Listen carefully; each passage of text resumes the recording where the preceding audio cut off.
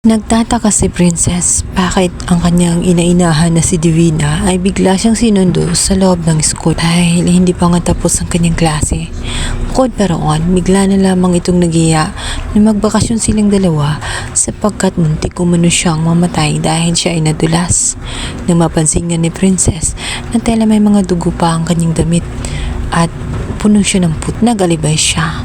Nung mga time umano na nakasurvive siya, doon niya na-realize na maraming oras na nawala sa kanya at maaaring sa isang iglap ay mawalay sila ang mag-ina.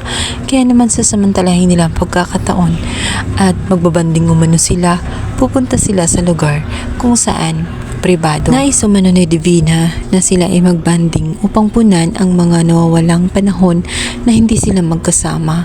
Susulitin umano nila ang bawat minuto, oras at panahon para lamang mapunan ang pagkukulang niya bilang ina. Ngunit may hidden agenda pala itong si Divina sapagkat sinadya niya ang pangyayari sapagkat alam niya na bisto na siya at alam na ni Charlene ang katotohanan na ang kanyang anak ay si Libby at hindi talaga si Princess. Anumang oras ay pupuntahan ni Charlene ang kanyang tunay na anak.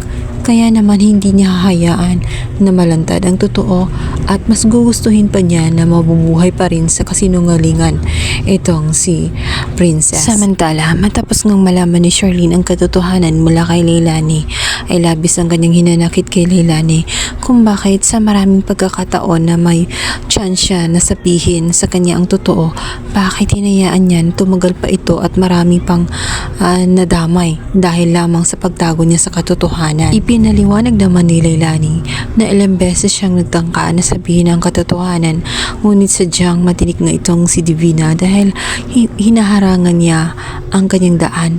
Dahil na rin sa pananakot ni Divina ay hindi na nagawa hanggang sa malagay sa alanganin ng kanyang buhay.